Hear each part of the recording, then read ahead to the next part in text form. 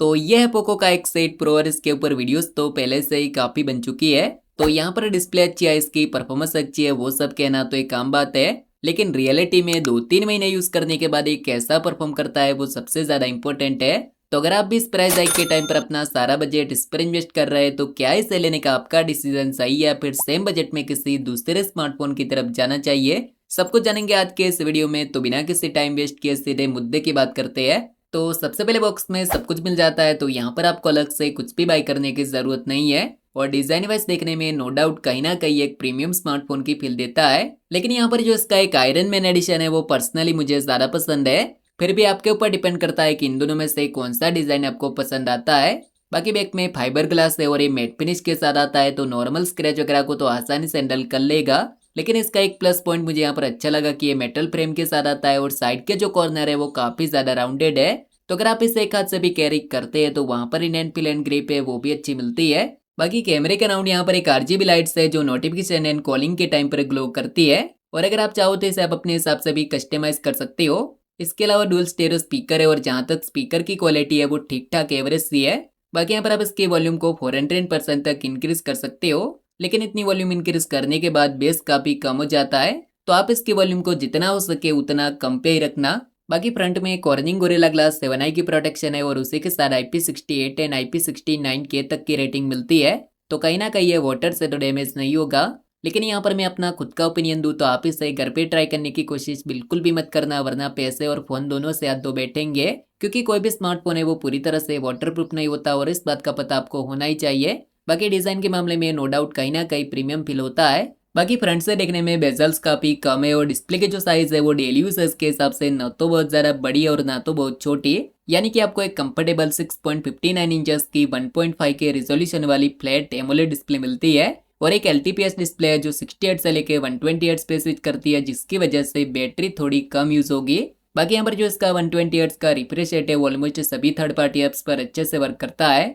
इसके अलावा यूट्यूब पर 4K में HDR वीडियो प्लेबैक कर सकते हो और उसी के साथ नेटफ्लिक्स पर भी डॉल्बी विजन के अलावा HDR10+ का भी सपोर्ट है। बाकी यहाँ पर कलर्स काफी वाइब्रेट एंड पंचे निकल के आते हैं, लेकिन कुछ वीडियो ऐसी है जहाँ पर कलर्स थोड़े येलो की साइड देखने को मिलते हैं और डिस्प्ले में यही एक छोटी सी कमी है। बाकी आउटडोर में डिस्प्ले काफी ब्राइट है जहाँ पर 3500 निट्स तक की पिक ब्राइटनेस मिलती है और 2000 निट्स की HBM ब्राइटनेस। वैसे यहाँ पर अलग से एक सनलाइट मोड मिलता है, तो अगर आप इसे ज्यादा सनलाइट में भी यूज करते हैं तो वहाँ पर डिस्प्ले अच्छे से विजिबल है। इसके अलावा इन डिस्प्ले फिंगरप्रिंट सेंसर है जो हर बार और अच्छे से काम करता है, तो ओवरऑल प्राइस के हिसाब से डिस्प्ले कहीं ना कहीं अच्छी मिलती है।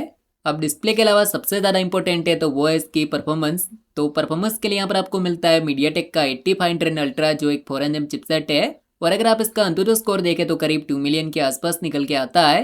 बाकी एक चीज मुझे यहाँ पर पसंद आई कि LPDDR5X रैम के साथ UFS 4.1 की स्टोरेज मिलती है, तो यहाँ पर जो डे टू डे लाइफ के नॉर्मल एप्स है वो हर बार काफी फास्ट ओपन होते हैं, लेकिन अगर आप इसकी स्टोरेज फुल करके एप्स ओपन या फिर क्लोज करते हैं तो वहां पर एप्स को ओपन होने में थोड़ा टाइम लगता है। तो अगर आप एक ऐसे यूजर्स हो जो अगले 4 या 5 साल तक इसे यूज के लिए ले रहे हैं तो लॉन्ग टर्म में आपको उतनी अच्छी परफॉर्मेंस नहीं दे पाएगा।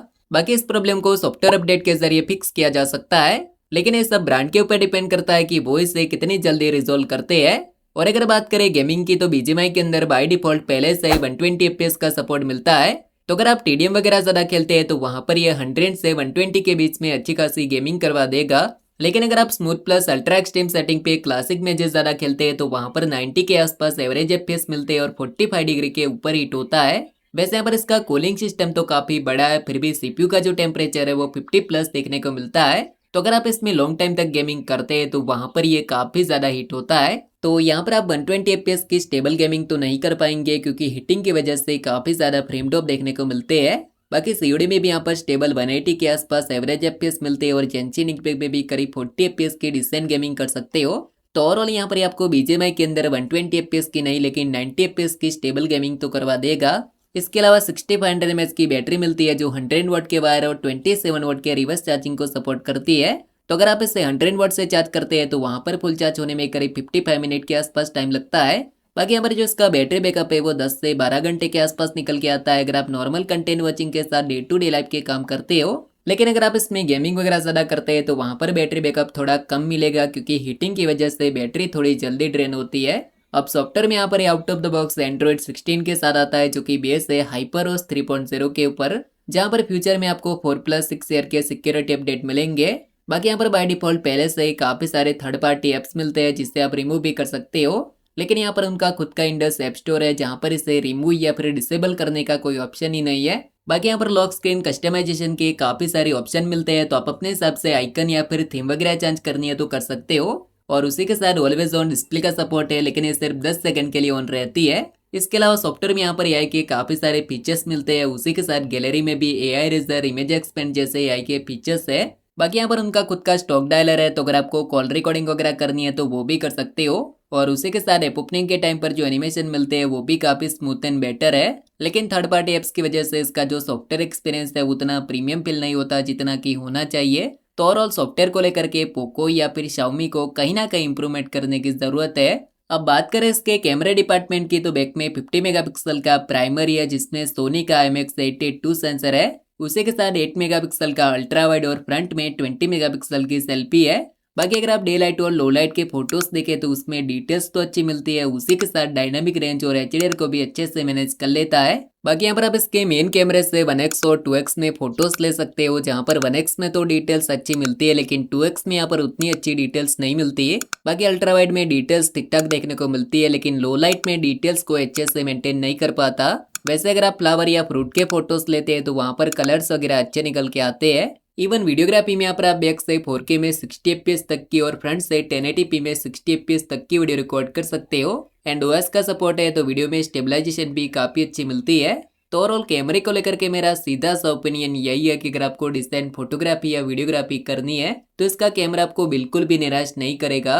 अब आखिर में यहाँ पर इसके कैलकुलेशन की बात करें तो अगर आपकी प्रायोरिटी प्रीमियम डिजाइन, अच्छी डिस्प्ले और उसी के साथ बड़ी बैटरी की है तो आप इसे चेकआउट कर सकते हो। लेकिन अगर आप इसे प्रॉपर गेमिंग या फिर लॉन्ग टर्म के लिए ले रहे हैं तो वहां पर ये उतनी अच्छी परफॉर्मेंस मेंटेन नहीं कर पाएगा, क्योंकि यहाँ पर प्रोसेसर तो काफी तगड़ा है लेकिन कहीं ना कहीं ऑप्टिमाइजेशन की कमी है। बाकी अगर आप एक ऐसे यूजर्स हो जहाँ पर डिसेंट गेमिंग के अलावा आप अपने डे टू डे लाइफ के काम करते हैं तो वहां पर ये आपके सारे काम आसानी से हैंडल कर लेगा। लेकिन अगर आपको अच्छी परफॉर्मेंस के अलावा बड़ी बैटरी चाहिए तो यहाँ पर मैं आपको पोको का X8 Pro Max रिकमेंड करूंगा, क्योंकि यहाँ पर आपको 9000 mAh की बैटरी के अलावा मीडियाटेक का 9500 मिलता है जो गेमिंग के लिए एक पावरफुल चिपसेट है। तो ओवरऑल आप अपनी नीड के अकॉर्डिंग इन दोनों में से किसी एक को बाय कर सकते हो। बाकी अगर आपको आज का वीडियो थोड़ा सा भी पसंद आए तो लाइक, शेयर एंड सब्सक्राइब जरूर कर लेना। मैं मिलूंगा आपको एक नए वीडियो में, तब तक के लिए thanks for watching this video.